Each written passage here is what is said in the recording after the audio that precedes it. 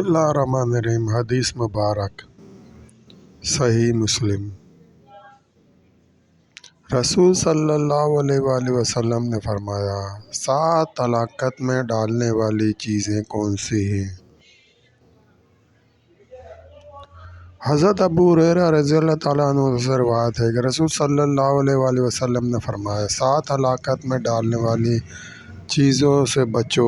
تو عرض کیا گیا، اے اللہ کے رسول صلی اللہ علیہ وآلہ وسلم، وہ 7 ہلاک کرنے والی چیزیں کون سی ہیں؟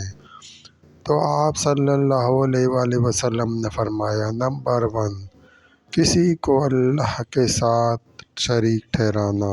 نمبر 2، جادو کرنا۔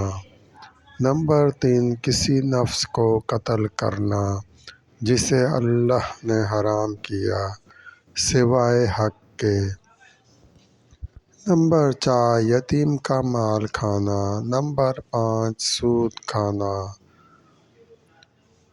نمبر 6، جہاد سے دشمن کے مقابلے سے بھاگنا۔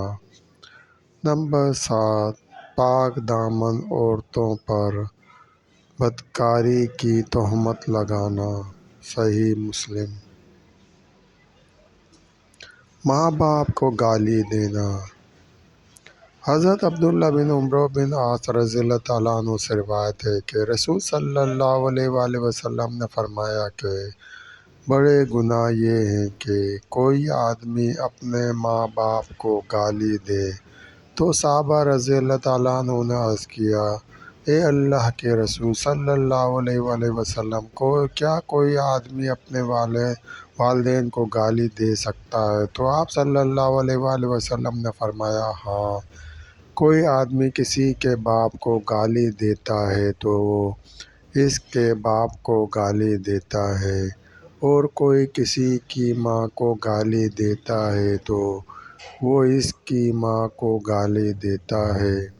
صحیح مسلم۔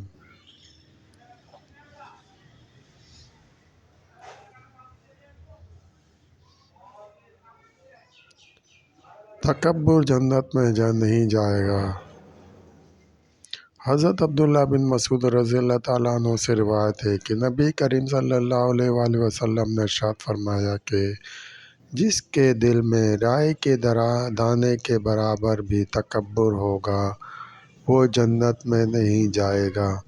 اس پر ایک آدمی نے عرض کیا کہ ایک آدمی چاہتا ہے کہ اس کے کپڑے اچھے ہوں اور اس کی جوتی بھی اچھی ہو، تو آپ صلی اللہ علیہ وآلہ وسلم نے فرمایا کہ اللہ جمیل ہے اور جمال خوبصورتی ہی کو پسند کرتا ہے۔